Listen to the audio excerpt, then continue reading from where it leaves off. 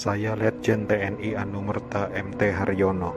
Malam itu pasukan Cakra Birawa datang ke rumah saya dan meminta saya agar segera menghadap Presiden Soekarno di istana.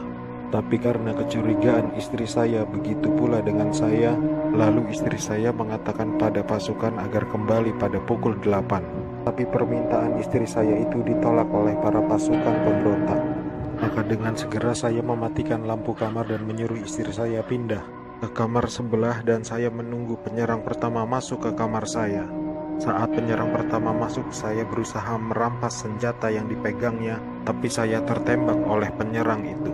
Lalu jasad saya diseretnya keluar melalui pekarangan rumah dan dimasukkan dalam truk yang sudah menunggu di luar rumah untuk dibawa ke lubang buaya dan dimasukkan ke sumur maut itu bersama rekan-rekan saya. Saya Jenderal TNI Anumerta Ahmad Yani. Selain Jenderal Nasution, sayalah orang yang paling diincar PKI. Karena saya tegas menolak dibentuknya Angkatan Kelima. Saat malam penculikan itu, saya dibangunkan oleh anak laki-laki saya dan memberitahu saya bahwa di luar rumah sudah ada banyak sekali tentara. Setelah saya bertemu dengan mereka, saya diminta untuk menghadap ke istana. Dan ketika saya berbalik badan untuk mengganti pakaian, tak lama mereka langsung menembaki tubuh saya dari arah belakang. Biarlah saya berkorban untuk negara ini, sekarang giliran kalian. Dan jangan membiarkan paham komunis berkembang kembali di negara kita ini. Saya Maijen TNI Anumerta Sutoyo Siswomi Harjo. Saya salah satu korban G30 SPKI dalam keadaan hidup saat saya dibawa ke daerah Lubang Buaya. Di sanalah saya mengalami penyiksaan hebat, dipukul, dipopor, dan setelah itu mereka menembaki bagian tubuh saya. Setelah itu mereka membuang jasad saya ke lubang sumur itu.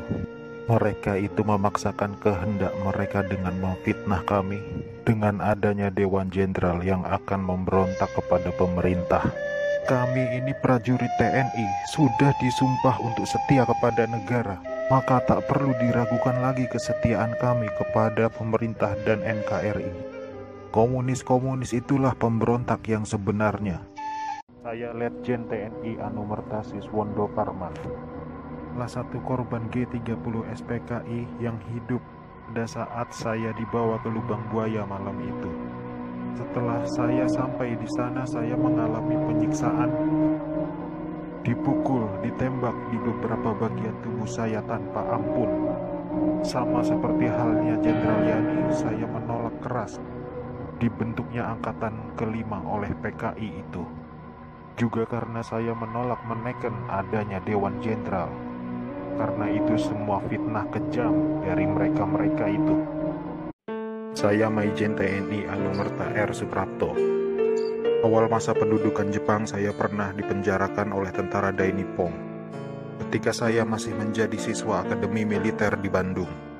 Setelah proklamasi, saya ikut berjuang melawan tentara Dai Nippon. Dalam operasi itulah saya berkali-kali selamat dari kepungan tentara Dai Nippon. Tapi ketika terjadi pemberontakan G30 SPKI itu, saya justru gugur di tangan bangsa saya sendiri karena fitnah keji yang dilancarkan komunis itu. Tapi biarlah itu menjadi penutup rangkaian perjuangan saya demi tegaknya NKRI dan ideologi Pancasila. Lanjutkan perjuangan kami dan jangan beri kesempatan untuk komunis berkembang kembali di negara tercinta ini. Saya Kapten Anumerta Pier Andris Tendean. Saat operasi Dwi Kora, saya mendapat tugas sebagai intel.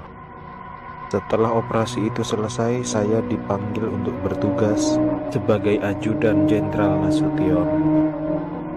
Saat terjadi pemberontakan G30 SPKI itu, dan saat pasukan penculik mengepung kamar saya, dan mereka bertanya pada saya, "Di mana Nasution?" Dan saya menjawab, "Saya ajudan Nasution." Saya tetap dibawa ke lubang buaya karena yang terdengar oleh mereka, saya menjawab, "Saya Nasution," maka dari itu saya dibawa. Tapi saya ikhlas karena saya memang rela berkorban untuk negara. Saya agen polisi Sukitman. Sayalah penemu lokasi sumur maut lubang buaya sekaligus memberi petunjuk kepada pasukan gabungan TNI saat mencari jenazah pahlawan revolusi itu. Karena pada saat malam penculikan itu saya juga dibawa ke lubang buaya oleh gerombolan pasukan penculik dan sempat ditahan di sana. Tapi saya dibiarkan hidup oleh pasukan pemberontak karena mungkin melihat pangkat saya yang masih rendah dan bukan ancaman untuk mereka. Setelah beberapa lama pasukan gerombolan itu mendiami sekitaran lubang buaya, pasukan pemerintah datang mengepung basis mereka di situ, dan saya ditemukan oleh salah seorang prajurit TNI ketika saya sedang tertidur pulas di bawah kolong truk karena kepala saya terasa pusing sekali. Akhirnya saya dibawa oleh pasukan TNI dan menjalani beberapa interogasi dengan pihak TNI. Berkat kerjasama yang baik antara pihak TNI dan saya, akhirnya lokasi sumur maut itu ditemukan atas petunjuk dari saya.